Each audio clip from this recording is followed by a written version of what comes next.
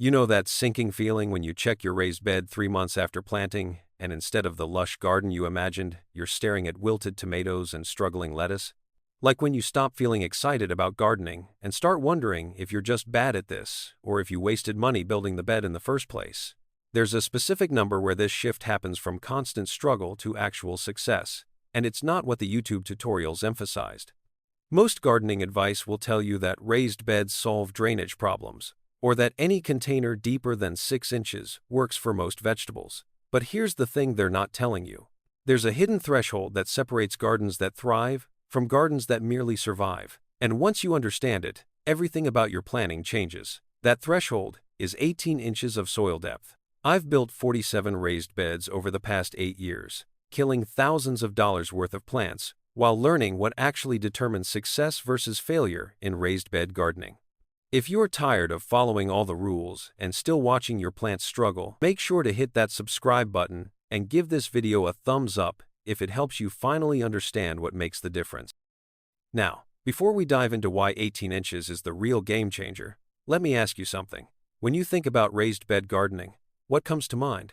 Maybe you picture those beautiful Pinterest boards with perfectly aligned cedar boxes overflowing with tomatoes. Or perhaps you imagine the garden center employee assuring you that their 10-inch kit is perfect for beginners because it's easier to fill and costs less upfront. The truth is, raised bed gardening doesn't work the way most people think it does. Here's what actually happens. There are certain biological thresholds that act like invisible barriers. Once you cross them, the rules of the game completely change.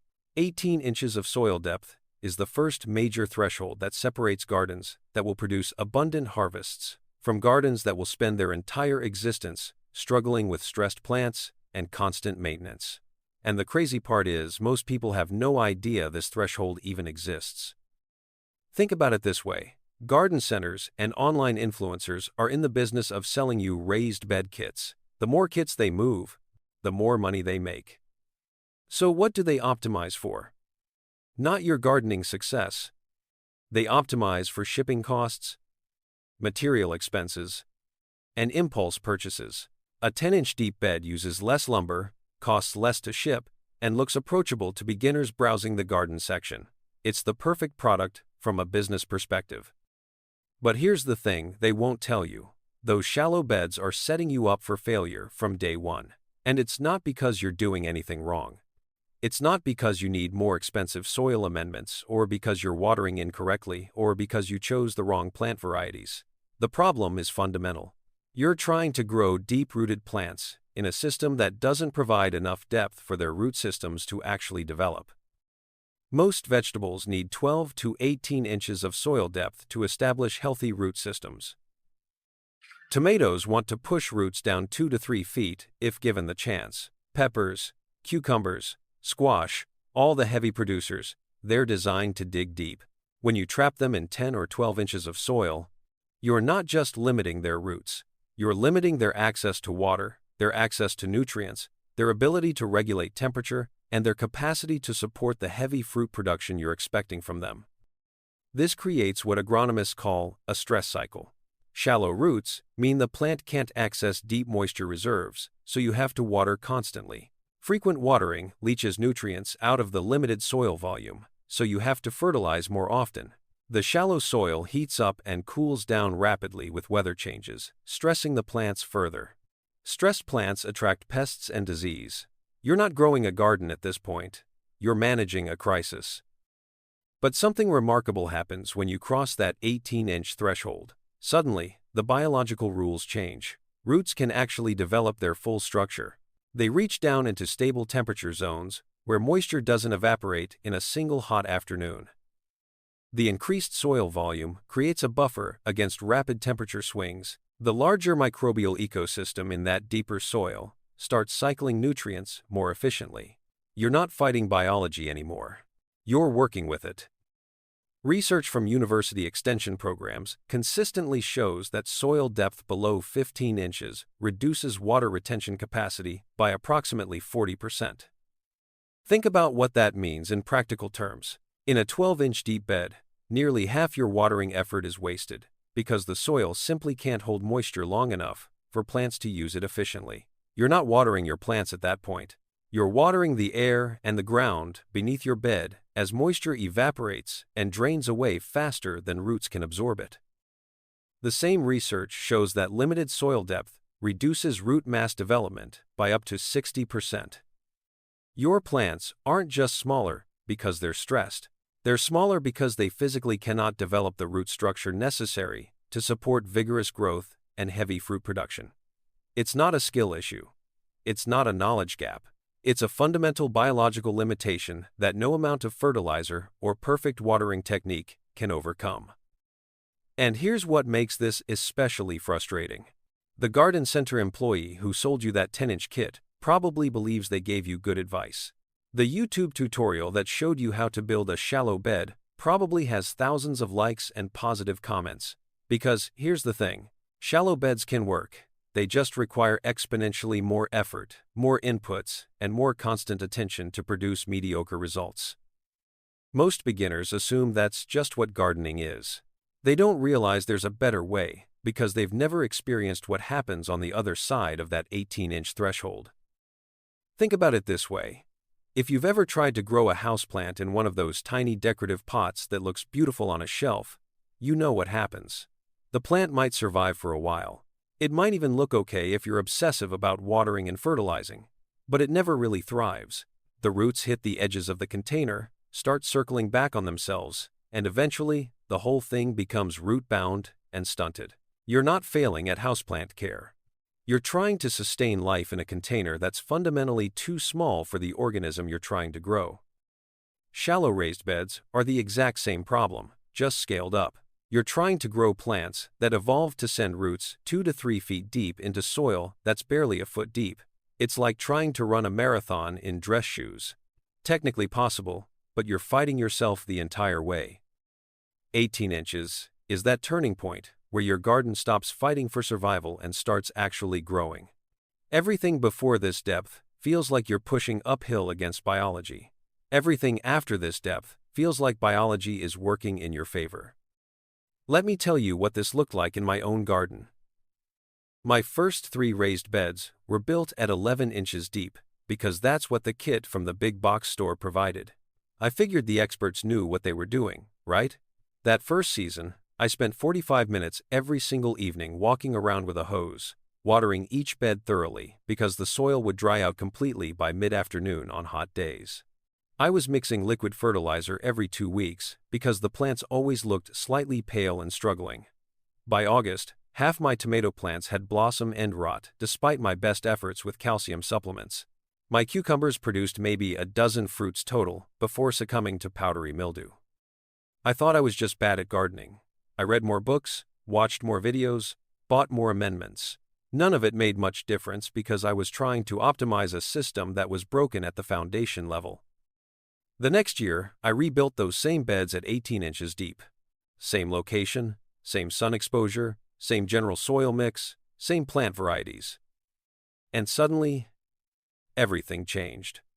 My watering schedule dropped to twice a week, maybe 3 times during extreme heat. The plants developed these thick, sturdy stems instead of the spindly, stressed-out stalks from the previous year. My tomatoes produced until the first hard freeze in November, instead of giving up in September. The cucumbers just kept coming, week after week, because the plants weren't stressed into early decline. The difference wasn't my skill level. The difference wasn't some secret technique I'd finally learned. The difference was that I'd crossed a biological threshold where the plants could actually do what they're designed to do. Here's what's happening below the surface at different depths. At 10 to 12 inches, most of your root mass is concentrated in the top 8 inches of soil. This zone heats up fast in summer, freezes quickly in early spring and late fall, and dries out rapidly between waterings. Plants in this situation are in constant survival mode. They're not thinking about producing abundant fruit. They're thinking about staying alive until the next watering. At 18 inches or more, roots spread throughout the entire soil column. The bottom third of that soil stays consistently cool and moist, even during heat waves. This creates a moisture reservoir that plants can tap into during dry periods. The increased soil volume also means better temperature stability. While the top few inches might fluctuate 20 or 30 degrees between day and night, the soil at 12 to 18 inches deep maintains a much more stable temperature. This stability is everything for plant health. Hang out and start over? This isn't just about being practical or managing your time well. When you're in maintenance mode, your brain literally can't think about optimization and long-term productivity. It's like trying to plan next year's crop rotation while your house is on fire. Your mental bandwidth is completely consumed by immediate threats and short-term survival. This is the same psychological trap that keeps people stuck in financial paycheck-to-paycheck cycles, just applied to gardening. When every watering session feels urgent, when every heat wave threatens total crop failure, when every pest outbreak could wipe out your entire investment, you can't step back and think strategically about soil improvement, or season extension, or variety selection. You're just trying to keep things alive until tomorrow. But something remarkable happens when you cross that 18-inch threshold. Suddenly, your brain has the space to think differently. Instead of asking, "Will my plants survive this heat wave?" you start asking, "Which varieties perform best in my deep beds during summer?" Instead of being reactive to whatever crisis the weather throws at you, you become proactive about maximizing production and extending your harvest season. Research from agricultural extension programs shows that soil depth below 15 inches reduces water retention capacity by approximately 40%. Think about what that means in practical terms. In a 12-inch deep bed, nearly half your watering effort is wasted because the soil simply can't hold moisture long enough for plants to use it efficiently. You're not watering your plants at that point. You're watering the air and the ground beneath your bed as moisture evaporates and drains away. The same research shows that limited soil depth reduces root mass development by up to 60%. Your plants aren't just smaller because they're stressed. They're smaller because they physically cannot develop the root structure necessary to support vigorous growth and heavy fruit production. It's not a skill issue. It's not a knowledge gap. It's a fundamental biological limitation that no amount of fertilizer or perfect watering technique can overcome. But more importantly, when you push that depth to 18 inches or beyond, you create enough breathing room for your brain to shift from crisis management to strategic planning. You stop obsessing over whether you watered enough this morning and start thinking about how to stagger plantings for continuous harvest. You stop panicking about unexpected temperature swings and start experimenting with season extension techniques.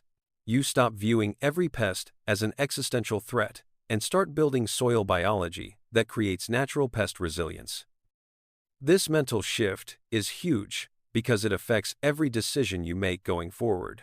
Before you had proper depth, starting seeds indoors felt risky. What if they don't transplant well?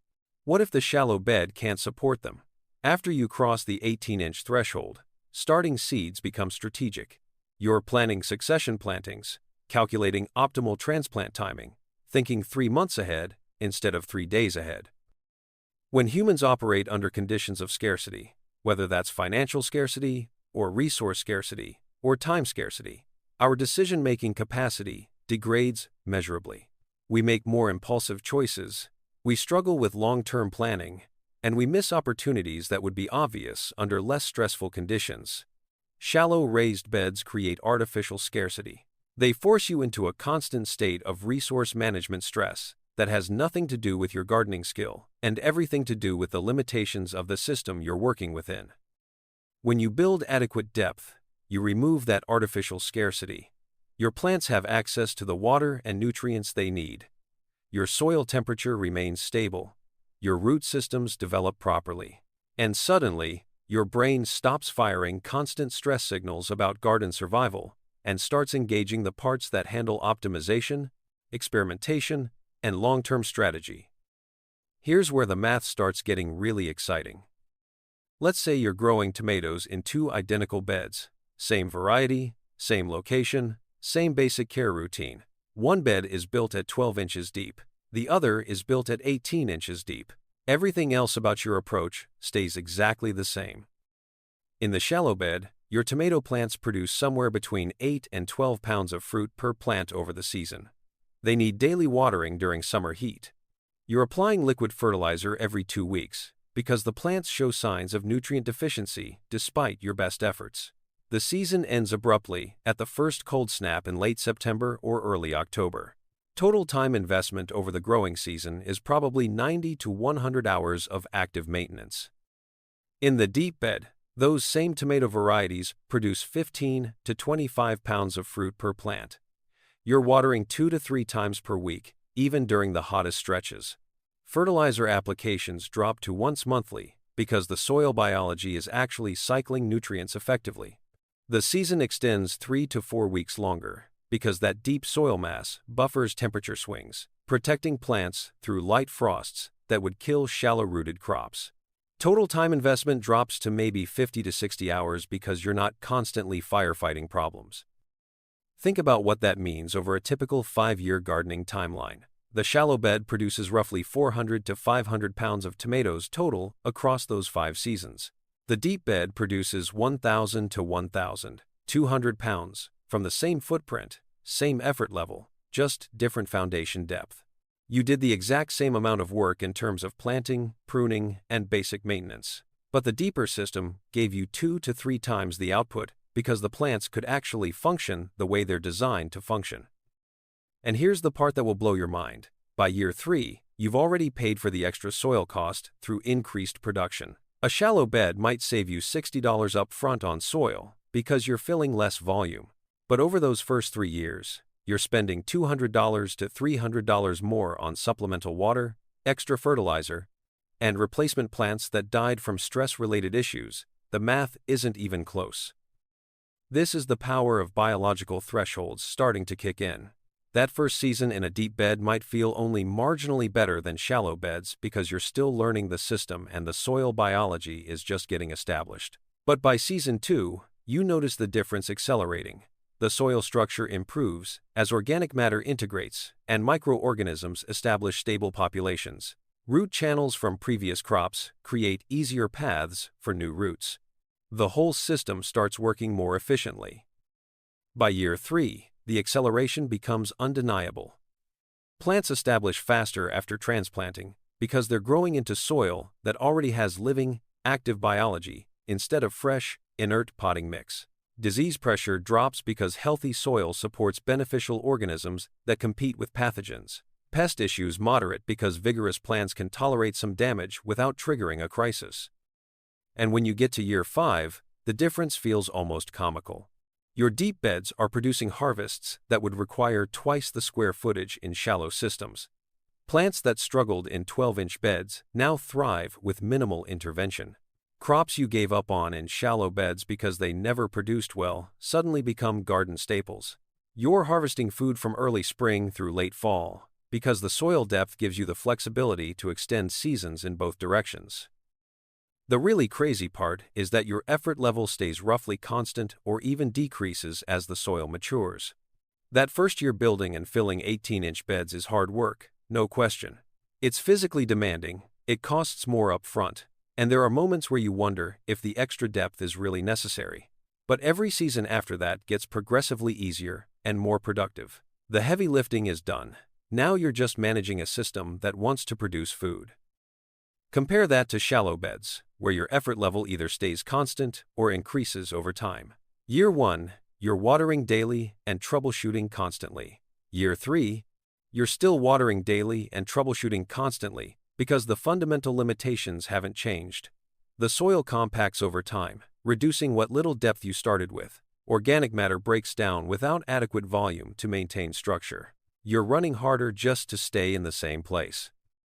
Now, you might be thinking that experienced gardeners have access to some secret soil amendments or special techniques that make shallow beds perform better. And while there is some truth to that at the extreme end, it's not what's driving this depth advantage.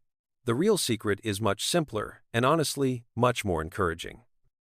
It's just basic plant biology working at proper scale instead of being artificially constrained. Take 6 inches of quality compost and put it in a 12-inch raised bed. Your lettuce survives but never really thrives. The heads stay small, maybe 4 to 6 ounces at harvest. They're edible, sure, but they're not what you see in those garden photos where heads of lettuce look like small cabbages. You water them constantly, feed them regularly, and still, they just sort of limp along. Now take that exact same 6 inches of compost and put it in an 18-inch bed. Same lettuce variety, same seed source, same planting date. Those heads hit 10 to 14 ounces easily. Some varieties push even larger. And here's what's wild. You didn't change the soil mix. You didn't use special amendment, didn't water more carefully or fertilize more precisely. The only difference is vertical space. And that vertical space transforms marginal inputs into abundant outputs. Why does this happen? Because below that 6-inch layer of compost, you've got another 12 inches of soil that's creating a moisture reservoir. Roots from your lettuce can reach down into stable temperature zones where water doesn't evaporate in an afternoon. The increased soil volume means more microbial activity, more nutrient cycling, more biological processes working to support plant growth. The compost you added isn't just sitting there as a temporary nutrient boost. It's integrating into a living soil ecosystem that has enough depth and mass to actually function. In a shallow bed, that same compost exhausts quickly because there's no depth for integration. It sits on top of whatever base soil you used, provides a burst of nutrients for a few weeks, and then it's gone. You're back to supplementing with liquid fertilizers because the system can't sustain itself. This isn't about having access to premium amendments or specialty products that shallow bed gardeners can't afford.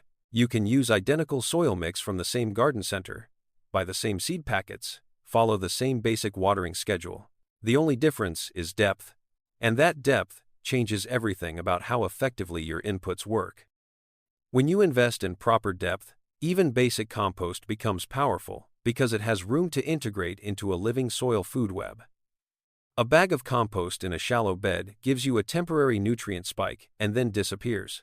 That same bag in an 18-inch bed feeds microbial populations for months, slowly releasing nutrients as organisms break down organic matter and cycle it through the system. This is what people mean when they talk about building soil versus just filling containers. In shallow beds, you're filling containers. The soil is inert material that holds plants upright and stores whatever nutrients you add. In deep beds, you're building soil. The depth allows for actual biological activity, for fungal networks to establish, for the complex interactions that create genuinely living soil instead of just sterile growing medium. The investment strategy isn't any more sophisticated than what someone with a 10-inch bed can use. You can buy the exact same materials from the same suppliers. The only difference is scale, and that scale transforms small percentage improvements into real production gains. But here's the part that most people completely miss, and it might be the most important point in this entire video. When you build an 18-inch bed correctly, you've actually accomplished something far more valuable than just creating deeper soil. You've fundamentally rewired how you think about growing food. And this might sound like self-help nonsense, but stick with me, because this is where things get really practical. Think about what it actually takes to build an 18-inch bed from scratch if you're starting from zero. Unless you've got unlimited money or free materials, this requires serious planning and commitment. You had to research soil depth requirements instead of just trusting the kit dimensions. You had to calculate soil volume, which is probably 2 to 3 times what you initially expected. You had to source quality materials and resist the urge to cut corners by shaving a few inches off the depth to save money. Most importantly, you had to do all of this before seeing any results. You had to believe that the extra effort and expense would pay off eventually, even though you had no proof yet. That's not just good gardening practice. That's the development of genuine strategic thinking. You prove to yourself that you can plan ahead and invest in foundations, instead of just reacting to immediate needs. You became the type of person who thinks in seasons and years instead of weeks and months. That's not just a gardening skill. That's a life skill that transfers to every other area where long-term thinking creates better outcomes than short-term optimization. This identity shift is huge because it affects every gardening decision you make going forward. Before you had proper depth, buying seedlings felt risky. What if they don't make it? What if I'm wasting $4 per plant? After you cross the 18-inch threshold, buying seedlings becomes strategic. You're not sweating the individual plant cost anymore because you know your beds can support vigorous growth. You've proven you can make the big investments when necessary. But there's another psychological shift that happens at this level that most people don't talk about. You start seeing opportunities instead of just threats. When you're gardening in shallow beds, every unexpected event feels like a potential disaster. Surprise heat wave, your plants might not survive. Unexpected rain for 3 days straight, root rot becomes a serious risk. Your neighbor offers you free manure from their chickens. You're not sure if your limited soil volume can handle the nitrogen load without burning plants. But when you have 18 inches or more of soil depth, these same events become manageable or even beneficial. Heat wave? Annoying, but your deep soil moisture reservoir will carry the plants through with just a bit of extra water. 3 days of rain? The drainage through all that soil depth prevents waterlogging. Free manure? Your soil volume can absorb and process it without overwhelming your plants. Even better, you start noticing opportunities that were always there but you couldn't take advantage of before. Your neighbor mentions they're ripping out an old perennial bed and asks if you want the soil. Before, you would have thought that's nice and moved on because you barely have room for what you're already growing. Now you're calculating whether you could build another 18-inch bed and what crops would maximize that new space. A local farmer is selling transplants at half price because they overproduced. Before, you would have worried about finding space and whether your beds could handle additional plants. Now you can actually consider which varieties would fit your succession planting strategy and whether the timing works for your rotation plan. Someone at the garden club mentions they've had success with season extension using row covers. Before, you would have filed that away as interesting, but probably not worth the effort in your marginal shallow bed system. Now you're thinking about how your soil's thermal mass would work with row covers to push your season even further, and what that would mean for your fall crop planning. This is what experienced gardeners mean when they say that success in gardening comes down to understanding systems. It's not some cosmic mystery where vegetables grow better for certain people. It's that having proper depth gives you options, and options create more opportunities to succeed. Here's something else that happens around the 18-inch mark that will change how you think about your entire approach.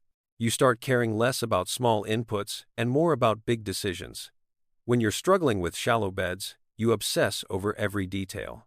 Should I use this fertilizer or that one? Is this watering schedule optimal, or should I adjust by 10 minutes? Should I add perlite or vermiculite for drainage? These micro-decisions consume mental energy because every input feels precious when your system is barely functional. You're trying to optimize variables that won't actually fix the fundamental problem. But when you have a solid foundation with proper depth, you realize these micro-decisions are largely irrelevant. The difference between one organic fertilizer and another might matter at the margins, but it's not going to make or break your harvest. The difference between watering in the morning versus evening exists, sure, but your deep soil moisture buffer makes the timing far less critical. What matters are the big decisions: how deep you built your beds in the first place, what overall soil strategy you're using, how you're managing crop rotation and season planning. These choices can swing your production by hundreds of pounds over time. So instead of agonizing over which brand of compost to buy, you focus your energy on getting your bed depth right, planning your planting calendar strategically, and making sure your soil building approach is working at a systems level. This shift in focus is incredibly liberating because it frees up mental bandwidth for decisions that actually create results. Now, let's talk about what happens to your garden planning once you have this foundation, because this is where things get really interesting. Having 18 inches or more of soil depth doesn't just improve what you're already growing, it unlocks possibilities that weren't even available before. And one of the biggest advantages is season extension through thermal mass. In shallow beds, you're a slave to the weather. First frost in October, everything tender dies overnight. Heat wave in July, your crops suffer regardless of how much you water. Spring planting window, narrow and unforgiving because shallow soil heats up and cools down rapidly with air temperature swings. Deep beds change this equation completely. That 18 to 20 inches of soil mass acts as a thermal battery. It takes much longer to heat up in spring, but once warm, it stays warm well into fall. It absorbs excess heat during summer days and releases it slowly at night, moderating temperature extremes. This temperature stability extends your growing season in both directions and gives you much more flexibility in what you can grow and when you can plant it. Let me give you a concrete example from my own garden. Last October, we had an unexpected cold snap. Temperature dropped to 26 degrees Fahrenheit overnight, well below freezing. My neighbor's beds, built at 10 inches deep, lost everything. Tomatoes blackened, peppers collapsed, even their cold hardy greens showed significant frost damage. They'd been harvesting from those beds just 2 days before, and suddenly the season was over. My beds, built at 20 inches deep, came through almost untouched. The tomatoes showed some leaf damage on the most exposed parts, but the fruit was fine, and the plants recovered. Lettuce and other greens didn't even wilt. I harvested from those beds for another 3 weeks, until a hard freeze finally ended the season in mid-November. This wasn't luck. This was physics. That deep soil mass stored enough heat from the previous sunny days to buffer the plants through one night of freezing temperatures. The shallow beds couldn't do that because they simply don't have enough thermal mass to create meaningful temperature stability. The same principle works in reverse during heat waves. When air temperature hits 95 degrees for 3 days straight, shallow beds heat up rapidly. Soil temperature at root depth might reach 85 or 90 degrees, which stresses most plants severely. Root growth slows or stops. Nutrient uptake decreases. Plants go into survival mode. In deep beds, that same heat wave affects only the top few inches of soil. Down at 12 to 18 inches, where most of your productive root mass is concentrated, soil temperature stays in the 70 seconds. Plants can continue growing and producing because their root systems aren't being cooked. This temperature buffering makes fall gardening actually viable instead of just theoretical. In shallow beds, fall garden timing requires almost perfect execution. You need to transplant cool season crops at exactly the right moment when soil has cooled enough for them but there's still enough growing time before frost. Miss that window by a week, and your plants don't establish before cold weather shuts down growth. Plant too early while soil is still warm, and transplants struggle with heat stress. Deep beds give you a 2 to 3 week margin of error in both directions. Soil stays warmer longer in fall, so transplants can establish even when air temperature is cooling rapidly. Then that same thermal mass protects plants through early frosts that would kill shallow-rooted crops. Your planting window becomes forgiving instead of punishing. The same flexibility applies to spring planting. Shallow beds warm up quickly, which sounds like an advantage until you plant too early and late frost kills everything. Deep beds warm more slowly, which actually protects you from planting mistakes. You can't jump the gun as easily because the soil temperature gives you honest feedback about whether it's really time to plant. Succession planting becomes genuinely practical instead of theoretical. Shallow beds struggle to support multiple plantings in the same space because each crop depletes the limited soil volume, and there's not enough biological activity to rebuild fertility quickly. Plant spring lettuce, harvested in May, plant summer squash in the same spot, and often that second planting underperforms because the soil is exhausted. Deep beds handle spring to summer to fall rotations in the same space without missing a beat. The soil volume and biological activity can support intensive succession planting because there's enough depth for nutrient cycling, enough microbial populations to process organic matter, and enough root zone for each crop to access what it needs, without competing with residual roots from previous plantings. You stop being reactive to weather and start being strategic about your calendar. Instead of hoping your tomatoes survive until first frost, you're planning what to plant after the tomatoes come out to maximize that warm soil going into fall. Instead of panicking about heat waves, you're choosing crop varieties that leverage your soil's temperature stability for extended harvests. This is walking away confidence. I can leave for a 4-day weekend in August without arranging emergency watering with neighbors. My deep beds will be fine. The moisture reservoir at depth will carry plants through, and the temperature stability means nothing is going to shock them while I'm gone. That's not possible with shallow beds, where 3 days without water and summer heat can mean crop failure. But here's where most people mess this up, and I see it constantly. They finally understand the depth principle, build proper beds at 18 inches or more, and then immediately blow it on something stupid. Maybe they fill their beautiful deep beds with decorative annuals that could thrive in 6 inches of soil anywhere. Or they decide that after spending $200 on lumber, they're going to save money by filling those beds with $40 worth of cheap topsoil mixed with whatever was on sale. Or they build everything correctly but then let the soil compact and degrade over 3 or 4 seasons without adding organic matter, treating it like some kind of permanent installation that maintains itself. Don't do this. That 18-inch bed isn't a reward for building correctly. It's the foundation of years of abundant harvests if you protect and maintain it properly. Every crop choice you make is a trade-off, and not all crops deserve that premium space. Think about it through an opportunity cost lens. Cherry tomatoes in an 18-inch bed can produce 40 pounds of fruit over a season. That same bed filled with decorative petunias produces 0 food, and those petunias would grow just fine in 8 inches of soil in a container anywhere. You're wasting production capacity on crops that don't need the advantage you've created. The same logic applies to soil investment. I see this constantly. Someone builds a beautiful 4x8 bed at 18 inches deep. They spend $180 on cedar boards. Then they go to the garden center and buy 6 bags of $7 topsoil, because spending another $150 on quality soil mix feels too expensive after the lumber cost. This is completely backwards. The lumber is just the container. The soil is the actual growing system. Spending $180 on the frame and $40 on the soil is like buying a $50,000 car and then refusing to change the oil because you've already spent enough on the vehicle. Here's the false economy that kills people. The average gardener spends $200 to $400 over 3 years on replacement plants, emergency fertilizers, pest treatments, and soil amendments, trying to keep shallow or poorly filled beds productive. You could build proper depth once and fill it with quality soil for $300 to $400 total, and never face most of those recurring costs. But people see that upfront number and balk, then spend twice as much over time dealing with the consequences of cutting corners. And then there's the maintenance trap. Building 18 inches of quality soil creates a living biological system.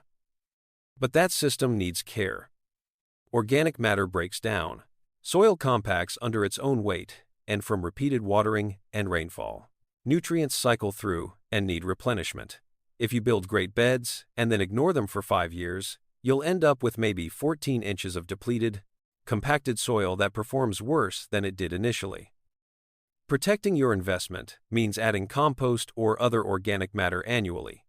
It means avoiding walking on your beds or compacting the soil with heavy tools.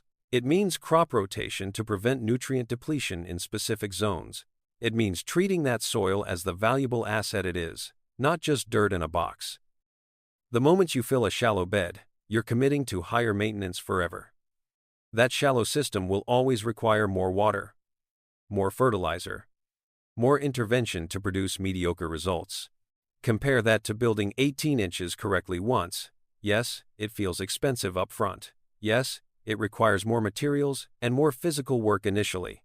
But that properly built bed produces $600 to $1,000 worth of food annually, with moderate effort, while shallow beds might produce $100 to $200 worth of food, while demanding significantly more time and stress. Here's the beautiful irony. The person with 3 fancy shallow beds that look perfect on Instagram is stressed about watering schedules, worried about the next heat wave, and making trips to the garden center every other week for replacement plants and treatments. The person with 2 plain, deep beds built right is harvesting abundance from April through November, spending maybe an hour a week on maintenance, and sleeping well at night because their garden actually works.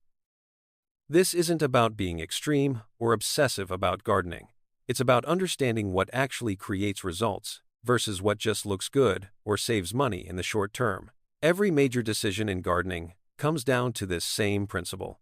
Are you optimizing for appearance and immediate gratification, or are you building systems that produce long-term abundance? When you choose depth first, you're choosing the latter. When you fill that depth with quality soil and maintain it properly over seasons, you're respecting the investment you made. And when you plant crops that actually deserve that prime growing space, instead of wasting it on things that could grow anywhere, you're thinking like someone who understands opportunity cost. Look, 18 inches won't guarantee perfect harvests overnight. The first season in new deep beds is still a learning process. The soil biology takes time to establish. You'll make mistakes with crop selection and timing. Some plants will still fail because that's gardening. But proper depth will fundamentally change how your garden operates and how you think about growing food. It's the difference between fighting your garden every season and designing a system that actually wants to produce food. Start building that foundation today, because your future harvests are counting on the decision you make right now. Trust me, you'll thank yourself for it.